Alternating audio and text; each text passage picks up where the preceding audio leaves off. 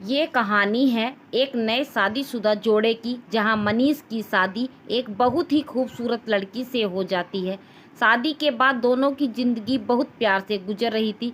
मनीष अमीषा को बहुत चाहता था और उसकी खूबसूरती की हमेशा तारीफ किया करता था। लेकिन कुछ महीनों के बाद अमीषा को चर्म रोग स्किन डिसीज हो जाता है और धीरे धीरे उसकी खूबसूरती जाने लगती है।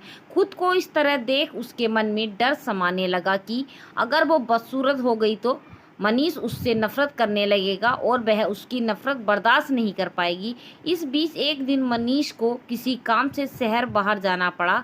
काम खत्म कर जब वह घर वापस लौट रहा था तभी उसका एक्सीडेंट हो जाता है। एक्सीडेंट में उसने अपनी दोनों आंखें खो दी, लेकिन इसके बावजूद भी उन दोनों की जिंदगी सामान्य तरीके से आगे बढ़ती रही। समय गुजरता रहा और अपने चर्म रोग के कारण लड़की ने अपनी खूबसूरती पूरी तरह गंवा दी। वह बदसूरत हो गई, लेकिन अंधे पति को इस बारे में कुछ नहीं पता था, इसलिए इसका उसके खुशहाल विवाहित जीवन पर कोई प्रभाव नहीं पड़ा। मनीष उसे उसी तरह प्यार करता रहा। एक दिन अमीषा की मौत हो गई। मनीष अब अकेले हो गया था। वह बहुत दुखी था। वह उस शहर को छोड़कर जाना चाहता था।